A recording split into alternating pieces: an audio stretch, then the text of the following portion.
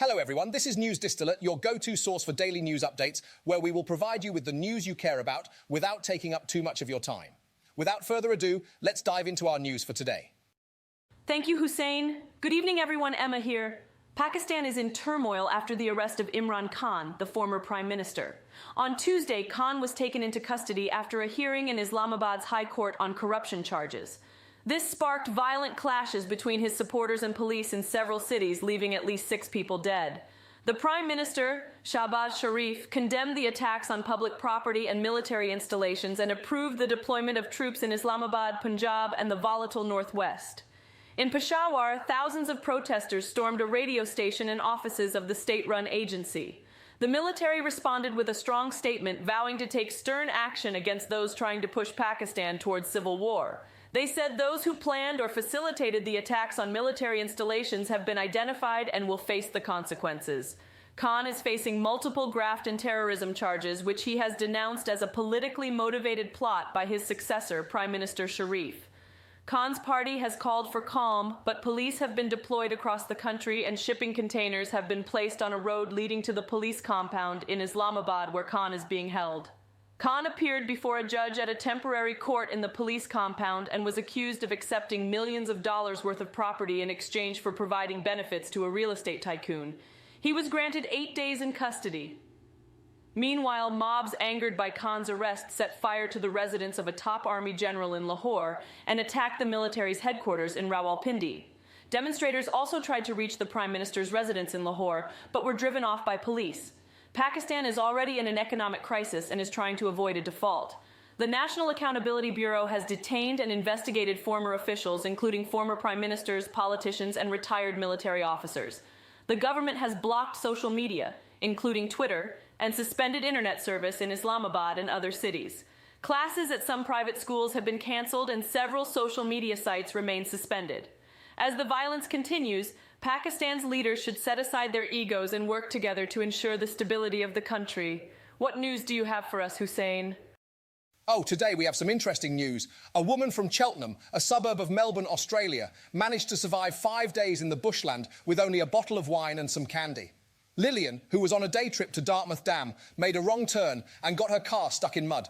She had only a few snacks and the bottle of wine, which she had intended as a gift for her mother, but she eventually consumed the bottle as her only source of liquid. When Lillian failed to make her daily check-in call, her family reported her missing.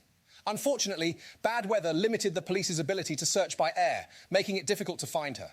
But after 5 days, Lillian was found by the police and taken to a nearby hospital to be treated for dehydration. Miraculously, she appears to be healthy. This story of resilience and courage stands in stark contrast to the current political climate in Pakistan and serves as a reminder that hope and strength can be found in even the most dire of circumstances. So next time you find yourself in a difficult situation, remember Lillian and her story of survival. And if you ever find yourself lost in the bush, make sure to bring some wine and candy. Back to you, Emma. Thank you, Hussein. This week, the American Psychological Association, APA, released guidelines to help protect teens from the potential mental health issues that can arise from spending too much time online. It's an important reminder that we need to talk about the impact of social media on our youth. We all know that social media can be a great way to stay connected with friends and family, but it can also be a source of stress and anxiety. Studies have shown that teens who spend too much time on social media are more likely to experience depression and anxiety. This is because they are exposed to a constant stream of negative messages such as bullying, body shaming, and unrealistic expectations. The APA's guidelines provide parents with advice on how to help their teens manage their social media use. They suggest setting limits on the amount of time teens spend on social media, monitoring their activity, and encouraging them to take breaks from their devices. They also recommend that parents talk to their teens about the potential risks of social media use and help them develop healthy coping strategies. It's also important to remember that teens are not the only ones who can be affected by social media. Adults can also be vulnerable to the negative effects of social media, such as feelings of isolation, loneliness, and anxiety. That's why it's important for parents to set a good example for their teens by limiting their own social media use and engaging in healthy activities such as spending time with family and friends, exercising, and reading. We need to talk about the impact of social media on our mental health, and the APA's guidelines are a great starting point. Let's make sure that we are doing our part to protect our teens and ourselves from the potential harms of social media. Emma, that was an important reminder that we need to talk about the impact of social media on our youth. What do you think about the APA's guidelines? Absolutely. I think it's important for parents to set limits on their teens' social media use, monitor their activity, and help them develop healthy coping strategies. We need to make sure we're doing our part to protect our teens and ourselves from the potential harms of social media. Okay, what's our next news, Hussein? Thank you, Emma. As we enter a new era of artificial intelligence, it's important to consider how this technology could be used to rebuild the middle class. MIT's David Autor, one of the top Labour economists in the world, believes that if we get our act together, AI could create a whole bunch of good jobs for people who have been left behind. But it's worth noting that this story began with disruption and misery. In the industrial era, technology was a force for equality. It created a demand for a kind of valuable work that a wide spectrum of society could do. This era helped really grow the middle class. But the computer era devalued mass expertise and created massively amplified demand for elite expertise. This meant that only those with college degrees could reap the benefits of the new technology. However, Autor believes that AI could be a force for good. He sees a real possibility that this new technological era could unfold similarly to the industrial era.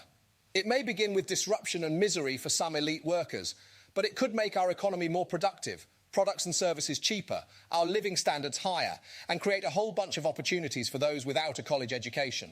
But Autor also warns of the worst scenario of...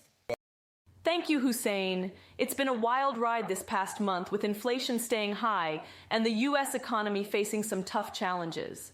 Inflation is the rate at which prices for goods and services increase over time. Last month, the Labor Department reported that consumer prices were 4.9% higher than a year ago, a slight slowdown from the 5% inflation rate in March.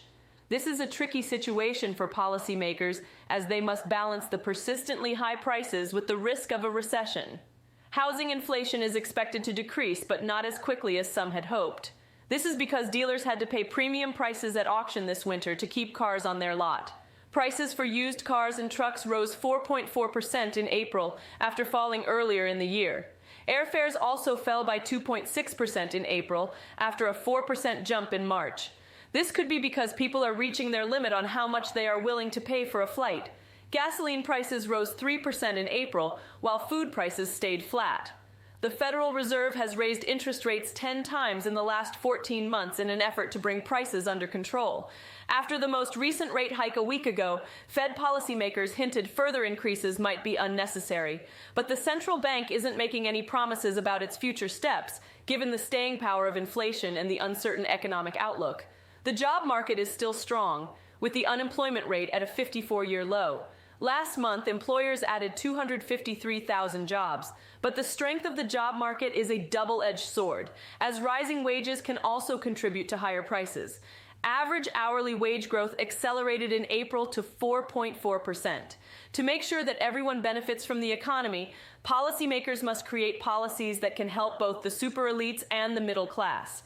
This could include measures to reduce inflation and increase wages, while also providing incentives for businesses to invest in AI technology. In conclusion, inflation is still high and the economy is facing some tough challenges. But with the right policies, we can make sure that everyone benefits from the economy. So let's keep our fingers crossed and hope for the best. Emma, that was an excellent overview of the current economic situation.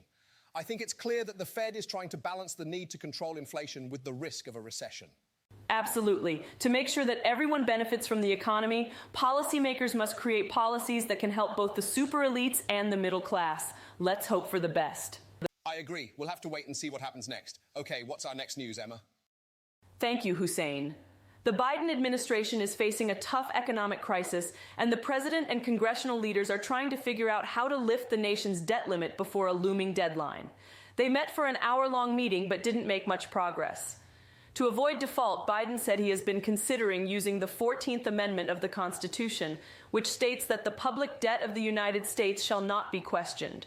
But he said there isn't enough time to use this untested strategy. The leaders will meet again on Friday to see if they can make progress. Biden said he is willing to postpone his trip to Japan and Australia if it's needed to avert default, and he's open to a short-term extension of the debt limit. He also said he's willing to look at giving up some unspent COVID-19 funding that Congress had appropriated. McCarthy said he didn't see any new movement, and Schumer said there are large differences between the parties. The Chamber of Commerce urged a compromise deal that includes reforms for permits for big programs as well as restraints on spending. It's important to remember that the United States has never defaulted on its debt before, and it won't start now. Even the threat of default could have a huge impact on the economy, leading to job losses, decimated retirement savings, and higher borrowing costs. We need to come together and find a solution that works for everyone. So let's keep our fingers crossed that the leaders can make some progress on Friday.